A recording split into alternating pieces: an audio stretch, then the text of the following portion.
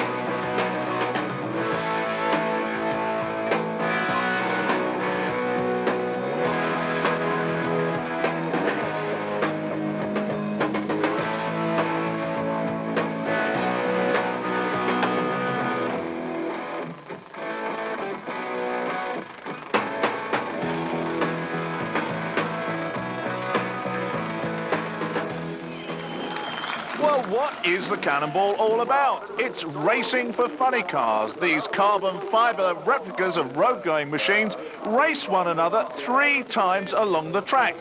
They look to run the quickest 3/4 of a mile. The teams are made up of top fuel cars and alcohol cars, and the idea is they all try and run to look for those 2 final places where you get the quickest over the first 3/4, running heads up against the opposing team. Now this year, as always, cars come from all over Europe. There are a couple of favourites here, one of these being Gary Page, and this man an outsider, a rookie driver from Holland, Let's June. In our first round, we lose 2 of our cars straight away. This is Clive Michelle and the hot rod from hell, the California kid. He runs a 7:55, but we don't see him anymore. And Dal Denton, over from America for his first ride in the Cannonball, destroys his elite car engine on the start line. We just don't see Dal Denton no more. But these are the 2 favourites. Previous funny car winners here at the Cannonball. John Spuppard from the UK in the Showtime Pontiac Trans Am, and Gary Page, now firmly back in funny car racing after quite a sabbatical with the Motorola Mustang. Great things are expected of these top fuel cars, but they don't always have the consistency. But this is their first run. And side by side, we get a stunning pair of runs, the quickest we've ever seen here at Santa Pod from funny cars. 5.76 for Gary Page and 5.57 for John Spuppard. Well, if this is the shape of things to come, everybody else in the class had better look out. So we move straight on to round 2 for the top fuel cars. Once again, Spuppard and Page. Are they going to be 5-second runs again? Certainly Page records a 5.68, but Spuppard goes up in smoke. That's every top fuel car driver's worst nightmare, overpowering the track. We had a problem with the first round with the fuel pump shutting down on us. So we cured that problem. The second round we just overpowered the racetrack. And that was it, basically. So it really was a tyres lighting up procedure, was it? Yeah, the car got up on the tyres, started to get out of the groove. I ended up having to pedal it to get it back under control again. So we lost a bit of time there. So what's your crew chief doing now then? He's tamed it down a little bit. We're just trying to calm it down a little bit. And how's he doing that? Well, he's taken a little bit out of the percentage-wise. Of the nitro? Of the nitro percentage. He'll take some of that away. He'll put some pill changes in the fuel system, bleed a little bit more away. And hopefully we can do this now. An alcohol car in with a chance for the final is Great Britain's Alan Jackson. We're in 3rd spot, and we were looking at you maybe as the spoiler with the top fuel cars. You're just maybe 0.6 of a second off on aggregate from the second place top fuel car. Is there a little bit more in here?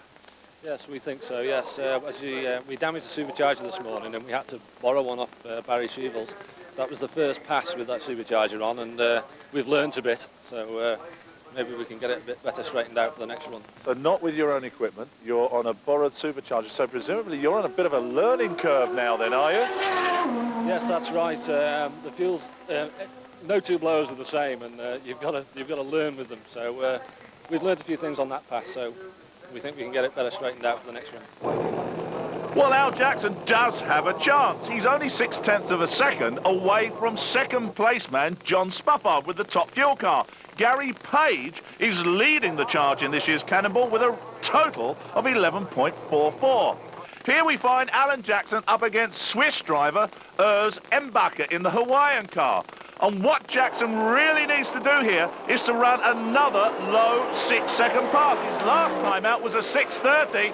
Embacher goes all over the track, and Jackson rolls through, but that is not good enough. 7.44. That won't bring him in contention for that final. Let's just watch Embacher. Embacher goes right towards that Arco. Is he leaving some paint there? Jackson takes the win. If they were racing, they're just looking for times, but that time just was not good enough. The two funny cars, top fuel versions thereof, come out to do battle once more. Now then, these two are currently leading, and they've absolutely astounded everybody by their consistency in the 1996 Cannonball. If this is another pair of 5-second runs, these two will be in the final. And it's Page across the finish line first. And yes, again, it's fives. 5 for Gary, 5 for John Spuffard. These two have got to be the finalists. Just look at the power here. Both of them doing a little bit of a dance out there on the track. But now they've settled down in the groove. And with that pair of runs, they record the quickest times after 3 rounds. 17.91 for John Spuffard and 17.08 for Gary Page. Kenny McCormack runs through in the Nissan car, and his run not good enough to get him into the final. 7.57 on that run. Now then, Alan Jackson was the man we thought might get into the final if one of the two funnies failed. But now it's Lex June. The Valvoline car cracks off an amazing 6.29 against Detso Krevan from Switzerland in the mobile block of cheese. And suddenly it's Lex June who's run the 3rd quickest time. And news from the pits is that John Spuffard suffered a clutch fire on that last run and won't make the final. So it's the classic confrontation. Top fuel funny car against top alcohol funny car. And talking of top alcohols, this is round number 2 of the RAC MSA UK Top Alcohol Championship. This is how it looks after qualifying. Barry Sheevels was our number 1 qualifier, and he has a bye run through into the semi-finals. Our number 2 qualifier was Rob Turner, number 3 qualifier Peter Beck, and number 4 qualifier Tony Baker. Sheevels away on his own, then he recorded a 6.21 during qualifying, which was the quickest of the pack, and runs quicker still, 6.18, 222 miles per hour. Well, currently in the 1996 championship, Barry Sheevels, who is a 2-times winner, is sitting in 2nd spot behind the Swiss driver Peter Beck. We'll see him in a minute. Meanwhile, 2 British guys going side by side in the funny car. Tony Baker, having just moved up from Bald Pops into top alcohol, does away with Mick Gledo with a run of 6.90 to 7.27. And this has been the first time that Tony Baker this season has run down into the 6s, and just look at him hooking up those front wheels away from the start line. He goes past Mick Gledo like a steam train.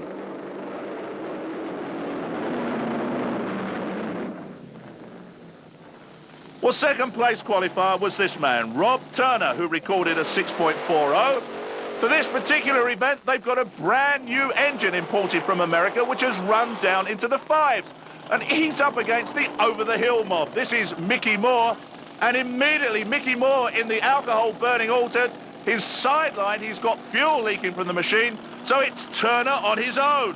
Well, I think Rob Turner would have preferred to have had a pacemaker there in the opposing lane, but he recorded 6:40 during qualifying. What is he going to do on this solo run? Well, they've had tons of problems in the past with this machine with tyre shake, but there was no problems there at all. 6.30, 218 miles an hour.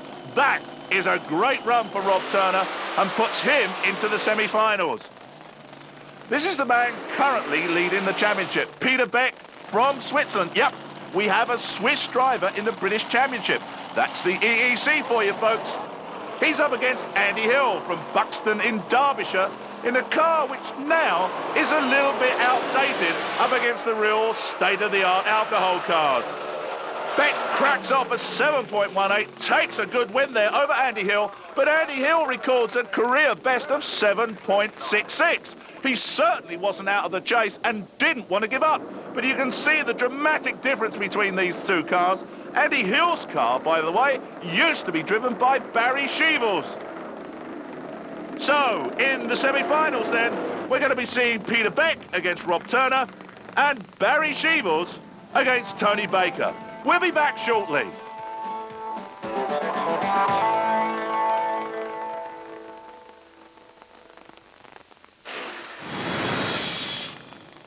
Do you have quick reflexes? You'll need them to keep up with ice hockey.